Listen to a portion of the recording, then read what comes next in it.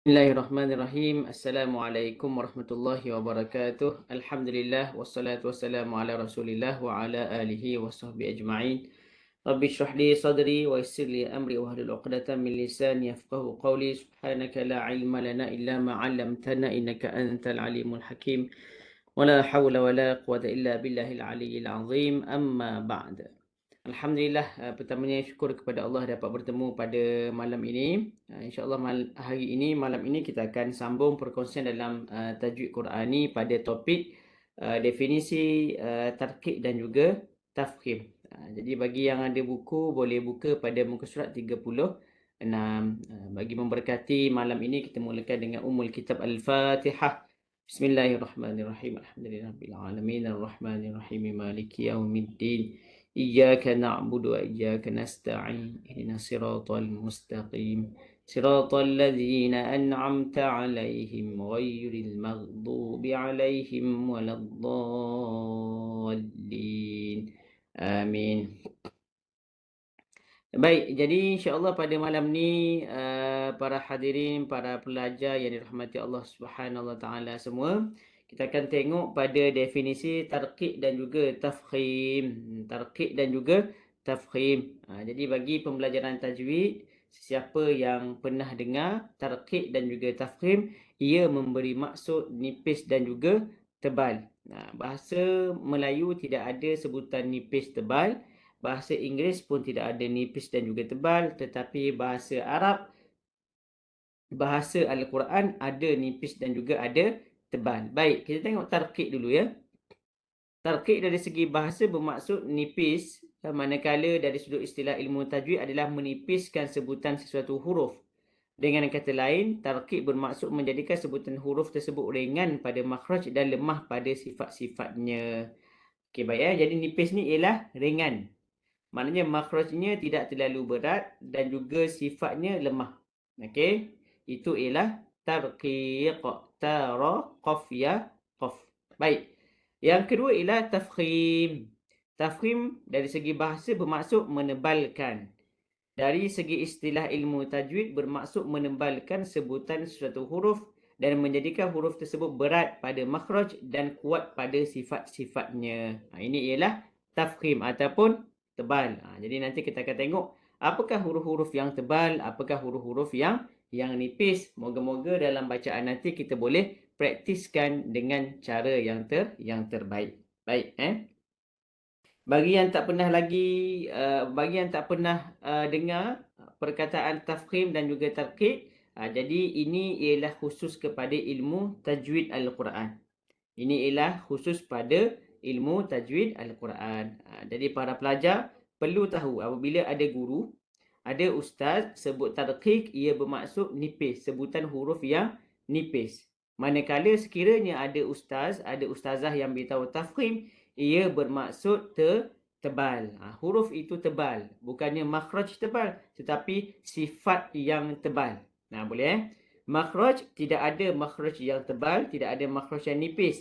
Tetapi sifat, ada sifat yang tebal, ada sifat yang nipis. Jadi jangan keliru di situ untuk perbahasan tarkib dan juga tafkhim. Okey, kita tengok sama-sama di hadapan ini.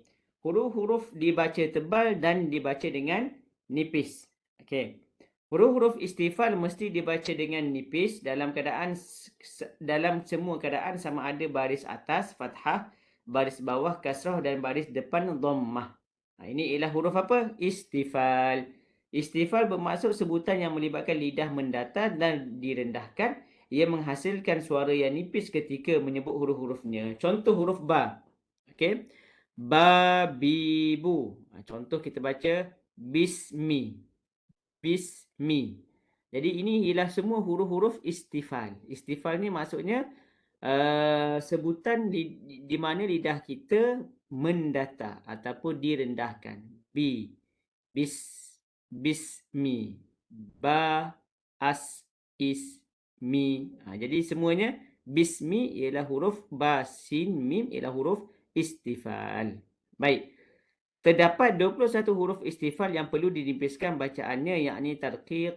Huruf-huruf istifal adalah selain huruf isti'la yang 7. Apa dia huruf isti'la? Para pelajar yang dirahmati Allah, huruf isti'la ada 7, terhimpun dalam rangkai kata khussa, dartin, kill. Huruf kha, sad, kha, sad, dad, ghain, ta, dartin, kill, qaf, dha. Ada berapa? Ada 7. Saya ulang sekali lagi. Huruf isti'la ada 7.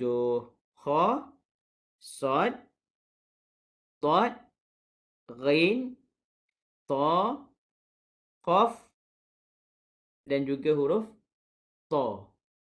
Qaf dan juga huruf ta. Boleh. Khussa, dartin, kill. Sorry. Kill, qaf dan juga dha. Bukannya ta. Minta maaf. Qaf dan juga huruf dha. Kill. Baik.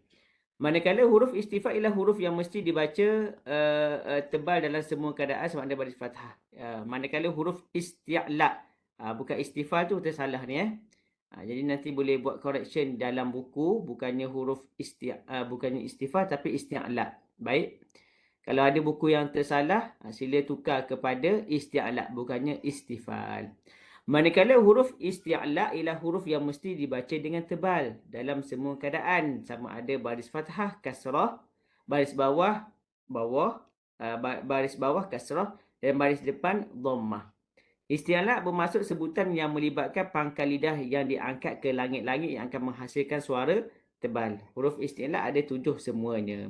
Jadi pastikan apabila kita menyebut huruf-huruf isti'la, pangkal lidah tu dia naik ke atas. Sama ada bersentuh dengan langit lembut atas ataupun tidak bersentuh. Contohnya, yaqtulun, yaqtulun, yastati'u. Yaqa, huruf qaf kan? Contoh yang lain ialah min tin, min tin. Ta mestilah diisti'lakan, mestilah ditebalkan. Okey, jelas semua? Okey, kita lanjutkan lagi perenggan ini. Terdapat 4 huruf isti'la yang bersifat itbaq. Ni dia.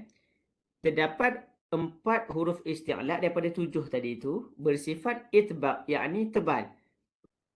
Iaitu bermaksud melekatkan keliling lidah ke langit-langit atas yang akan menghasilkan suara yang tebal dan kuat berbanding isti'la. Oleh kerana itu, 7 huruf isti'la mesti ditebalkan sebutannya kerana ia terdiri daripada huruf yang kuat dan huruf yang paling kuat. Okey. Dalam kalangan 7 tadi tu, 7 tadi tu tak? Dia ada 4 huruf yang tebal, itbaq. Ada sifat yang tebal. Apa dia huruf dia? Sad, dad, ta, dha. 4 ni. Jadi 4 ni ialah huruf yang tebal dan juga isti'la. Semua huruf itbaq mestilah huruf semua huruf itbaq ialah huruf isti'la. Manakala bukan semua huruf isti'la ialah huruf itbaq. Boleh faham semua? Okey, next kita tengok kepada poin yang seterusnya. Cara sebutan tebal dan nipis. Bagaimana cara kita nak sebut tebal dan juga nipis? Jadi para pelajar yang dikasihi Allah mesti tahu cara yang betul. Jangan baca cara yang salah. Okey, cara sebutan tebal dan nipis. Bacaan tebal ialah dengan menebalkan sebutan semasa menyebut sesuatu huruf. Ia dapat dilakukan dengan tidak menipiskan atau tidak meringankan sebutan. Maksudnya ialah kena beratkan sebutan tu. Antara cara untuk menyebutnya ialah mengangkat pangkal lidah ke langit atas, mengembungkan mulut serta menebalkan sebutan huruf tersebut.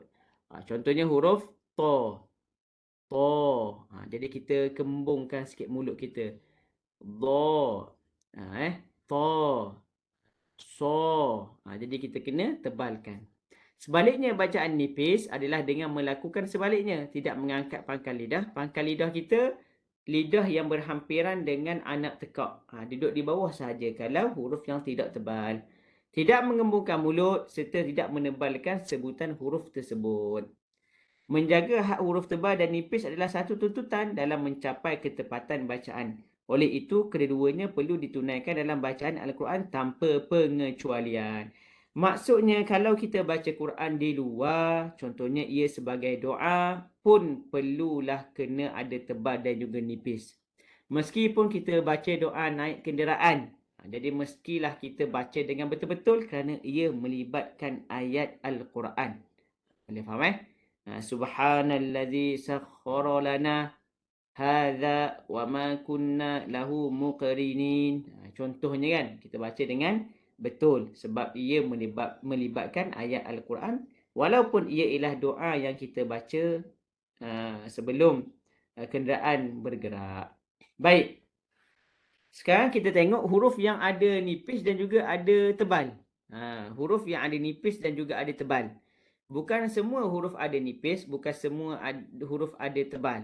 Kadang-kadang huruf tu dia ada satu je, tebal je. Kadang-kadang huruf tu dia ada nipis, satu je nipis. Tetapi ada juga huruf yang ada dua-dua. Cuba kita tengok Huruf ra asalnya adalah dalam kelompok huruf istifal.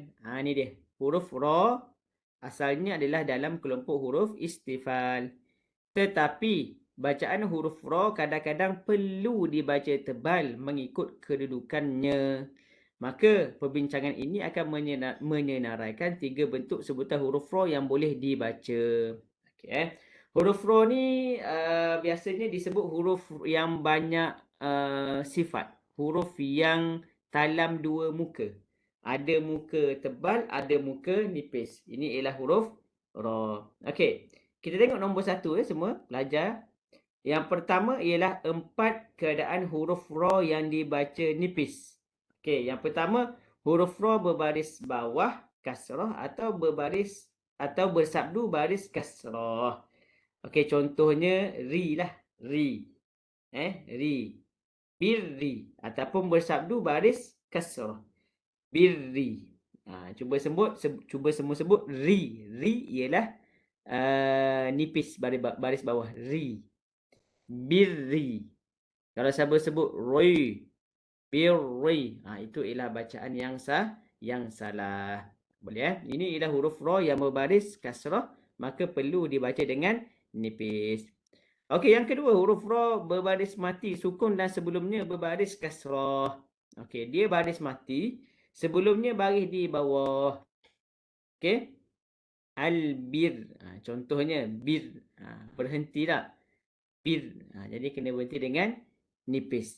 Okey. Nombor 3, huruf ra diwakafkan sebelumnya ada huruf ya sukun sama ada huruf mad atau huruf lin. Ra ni dia berhenti, wakaf. Sebelum huruf ra ni ada huruf ya yang mati dan juga huruf mad atau huruf lin. Huruf mad apa dia? Huruf mad ialah alif waw ya. Okey, sebelum huruf alif waw ya tu dia ada alif baris atas sebelumnya, waw baris depan, ya baris bawah sebelumnya. Dan juga huruf lin. Huruf lin apa dia? Waw dan juga ya sebelumnya berbaris di atas. Jadi kalau kita lihat contohnya wa bi'sal masir. Mim, sod, ya, ra. Nampak tak? Wa bi'sal masir. Masir. Sod, ya, ra. Ra tu kita nak wakaf tu. Wa bi'sal masir. Ra tu nak wakaf tu. Jadi, ra itu perlu nipis. Sebab apa? Sebelumnya ada huruf mad. Jelas semua? Okey. Huruf ra sukun kerana wakaf sebelumnya huruf sukun dan sebelum huruf itu pula berbaris kasrah. Huruf ra yang baris mati kerana wakaf, sebelumnya ada huruf yang berbaris mati dan sebelum huruf itu pula berbaris kasrah. Maksudnya dia 3 huruf lah.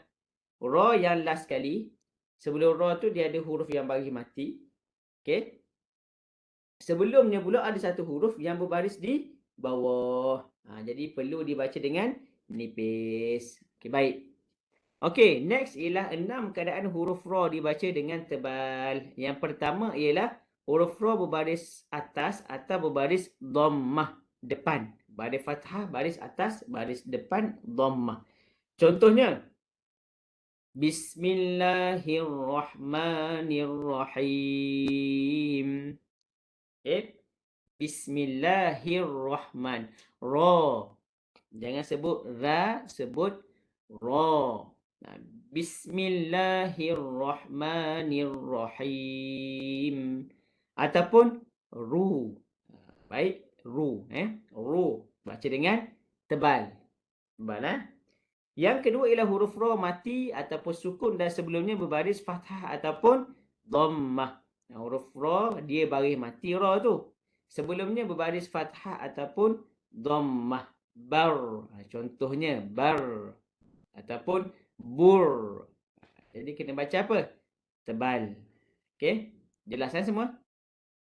Nombor 3, huruf ra diwakafkan. Sebelumnya ada huruf mat yang terdiri daripada alif atau ya. Dan sebelum itu pula ada huruf berbaris fathah atau dhammah. Huruf ra ni kita nak matikan dia. Okey. Sebelumnya ada huruf mat yang terdiri daripada alif atau waw. Dan sebelum itu pula ada huruf berbaris fathah atau dhammah. Jadi maksudnya ada 3. Huruf ra yang last sekali, kita nak matikan dia. Yang kedua ialah huruf mat. Yang ketiga ialah huruf sebelum mat ni berbaris atas ataupun baris di depan. Maka kena baca dengan tebal. Boleh? Kena baca dengan tebal.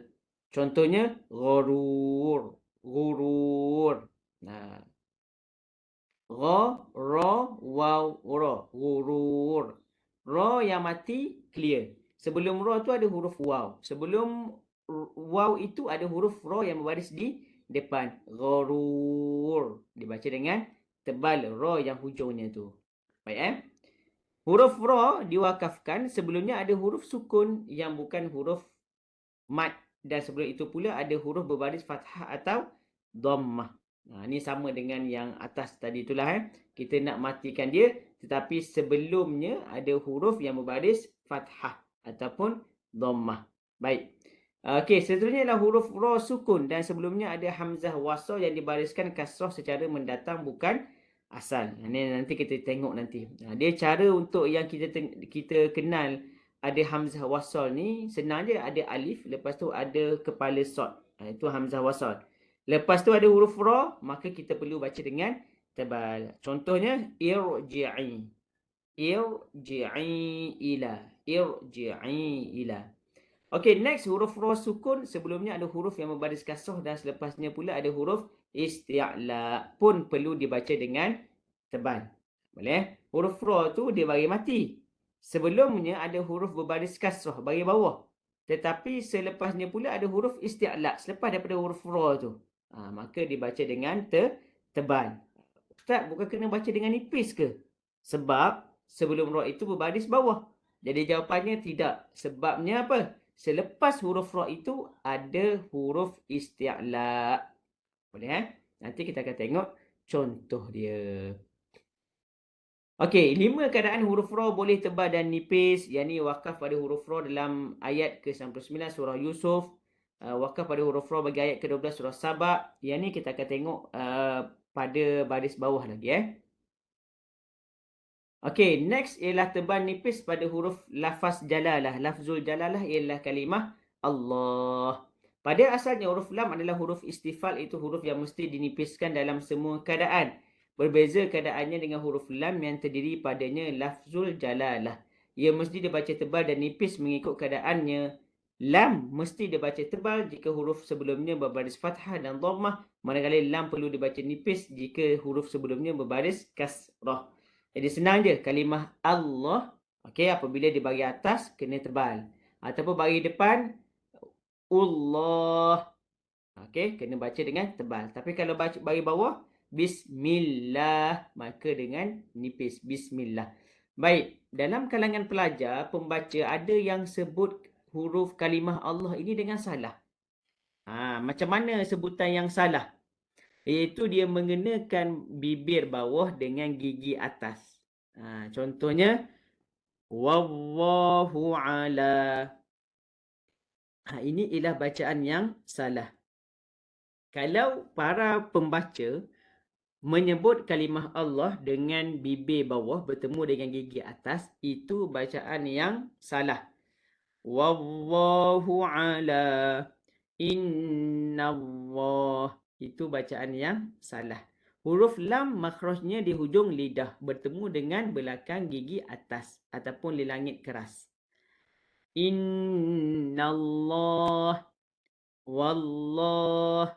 Jadi kena berhati-hati dalam menyebut huruf Allah, khususnya huruf itu lam yang tebal. Okey, tebal nipis pada huruf alif. Huruf alif pada asalnya dibaca nipis, namun ia boleh dibaca tebal bergantung kepada huruf sebelumnya. Jika huruf sebelum alif itu huruf tebal, maka ia perlu dibaca tebal. Jika sebelum huruf alif itu huruf nipis, maka ia dibaca dengan nipis. Huruf alif ni diikut huruf sebelumnya. Qala. Contohnya, qala, qaf, alif, lam. Qala. Jadi alif tu perlu dibaca dengan tebal. Qala. Tapi kalau sebelum alif tu baris yang huruf yang nipis, maka alif pun baca dengan nipis. Mala, malu. Nampak tak? Mim alif lam. Mala. Alif tu dibaca dengan nipis. Tapi kalau huruf tu yang tebal, tola, to alif lam. Tola. Jadi dibaca dengan tebal alif tersebut. Jadi para pelajar, ada 3 huruf yang boleh dibaca tebal dan juga nipis. Boleh saya ulang sekali lagi. Ada 3 huruf yang boleh dibaca tebal dan juga nipis. Yang pertama huruf ra, yang kedua ialah huruf lam, yang ketiga ialah huruf alif. Boleh ada 3 huruf yang boleh dibaca tebal dan juga nipis. Okey, ini kesimpulan dia. Tak apa, tak perlu tengok. Yang perlu tengok ialah sini. Ni dia. Okey, cuba tengok sini, nampak tak? Tapi ni dia dia horizontal ni. Jadi tak nampak nanti. Boleh tak kita rotate ni? Tak rotation. Ni boleh rotate. Okey, baik. Ni dia Okey, boleh nampak ke semua? Kalau ada buku boleh buka buku Ni dia. Okey, ni dia. Boleh nampak semua? Okey, baik. Okey, inilah yang saya beritahukan tadi. Di sini ada nyatakan contoh-contoh. Okey, huruf tebal dan juga huruf nipis dalam bacaan Al-Quran. Jadi huruf tebal, huruf nipis dalam bacaan Al-Quran. Yang pertamanya ada huruf yang sentiasa nipis. Nipis sentiasa, itu ialah huruf istifal. Okey, ada berapa huruf? Ada 21 huruf. Huruf yang diharuskan tebal nipis. Okey. Ketiga, huruf sentiasa tebal. Huruf yang tebal sentiasa. Okey. Huruf tebal sentiasa khussa dautin kil. Okey, saya besarkan sikit Nampak tak semua?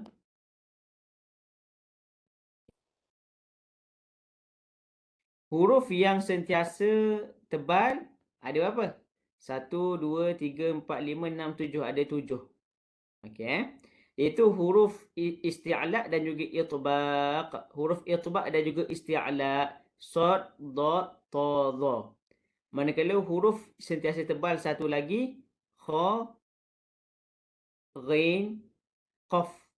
Ini ialah huruf isti'la yang sentiasa tebal. Baik, Tetapi yang kita nak perhatikan di sini ialah ada huruf yang boleh tebal, ada huruf yang boleh nipis. Pertama ialah huruf ra. Okey, yang kedua ialah dengung. Dengung ni nanti kita bicarakan pada kelas akan datang Yang ketiga huruf lam untuk lafaz jalalah kalimah Allah. Okey. Manakala huruf alif diikuti apa huruf sebelumnya. Kalau sebelumnya tebal, dia dibaca tebal. Kalau sebelumnya nipis, dibaca dengan nipis. Baik. Okey, sebagai kesimpulannya, huruf ra dibaca tebal, ini keadaannya. Huruf ra boleh dibaca tebal nipis, ini keadaannya. Huruf ra dibaca nipis, ini keadaannya. Jadi para pelajar kalau ada buku ni boleh tengok pada muka surat ni, muka surat apa 41 ni, boleh tengok betul-betul mana huruf ra yang tebal, mana huruf ra yang nipis. Jadi kat sini ustaz beritahu contoh. Radiya, Rubama, Maryam, Anhar, wal Fajr, Irji'i. Okey. Huruf ra nipis bagi bawah. Ra bertanda mati, selepasnya huruf ya mati. Kemudiannya ra berbaris bertanda mati selepas baris bawah asli dalam satu kalimah. Okey, jadi boleh tengok sendiri sini. InsyaAllah minggu depan kita akan detailkan sekali lagi untuk sifat huruf ra ini supaya lebih jelas. Wallahu ta'ala a'lam. Okey, next kita talaki surah Al-Adiyat semua insyaAllah. Okey, surah Al-Adiyat. Semua boleh buka Quran. Kita talaki sekejap surah Adiyat sebelum kita berakhir sesi perkongsian kita pada malam ini. Okey, boleh nampak tak? Kecil sangat. Besar-besar sikit Okey, boleh Okey, boleh buka Quran. Kalau tak nak buka Quran, boleh tengok di hadapan di dalam skrin masing-masing. Kita baca sama-sama. Moga-moga dapat kata keberkatan dan juga syafaat Al-Quran insya-Allah. Baik. Ustaz baca, saya baca, yang lain ikut di rumah, di tempat masing-masing baca. A'udzu billahi minasyaitonir rajim. Bismillahirrahmanirrahim. Wal 'adiyati dhabha. فالموريات قدحا فالمغيرات صبحا فأثرن به نقعا فوسطن به جمعا إن الإنسان لربه لكنود وإنه على ذلك لشهيد وإنه لحب الخير لشديد أفلا يعلم إذا بعثر ما في القبور وحصل ما في الصدور إن ربهم بهم يومئذ لخبير صدق الله العظيم. Okey, baik. Ini ialah surah Adiyat, ada 11 ayat semua sekali. Pastikan bacaan yang betul, dengung panjang dan juga huruf ra itu huruf ra yang tebal ataupun nipis insya-Allah. Okey, ada siapa-siapa nak baca? Ada siapa-siapa nak baca surah Al-Adiyat pada malam ni? Saya Ustaz. Okey, boleh. Insya-Allah. Nama siapa? Farhan. Ya, Farhan ya saya. Okey, Farhan. InsyaAllah. Baca start daripada A'udzubillah. Ustaz dengar. أعوذ بالله من الشيطان الرجيم. بسم الله الرحمن الرحيم. والعاديات ضبحا فالموريات قدحا فالمغيرات صبحا فأثرن به نقعا Farhan, cuba فوسط huruf ra tebalkan sikit. Fa'atharna bihi naqa'a. Huruf ra yang mati. Sebelumnya huruf tha baris di atas. فأثرن به نقعا Ya, betul. فوسطن به جمعا Elakkan daripada baca fawasat. Bukan fawasat, fawasat. Fawasat. Sin baris di atas. Boleh, Farhan? فوسط Aywa. فوسطن به جمعا Betul. إن الإنسان لربه لكنود وإنه على ذلك لشهيد وإنه لحب الخير لشديد أفلا يعلم إذا بعثر ما في القبور وحصل ما في الصدور إن ربهم بهم يومئذ لخبير صدق الله العظيم. Sadaqallahul azim, fatahallahu alaik. Terima kasih Farhan. Farhan bacaan baik, cuma Ustaz tegur tadi huruf ra perlu ditebal sikit sebab huruf ra tu mati sebelumnya berbaris di atas. Baik, baik. Fa'atharna bihi. Okey, itu yang pertama. Yang Okey. kedua ialah fawasat, bukannya fawasat. Baik, baik. Baik Okey, terima kasih Farhan. Terima kasih Ustaz. Sama-sama. Ada lagi yang nak try baca malam ni? Surah Al-Adiyat. Soalan cuba Ustaz. Ulang insya-Allah. Teruskan surah Al-Adiyat. أعوذ بالله من الشيطان الرجيم. بسم الله الرحمن الرحيم.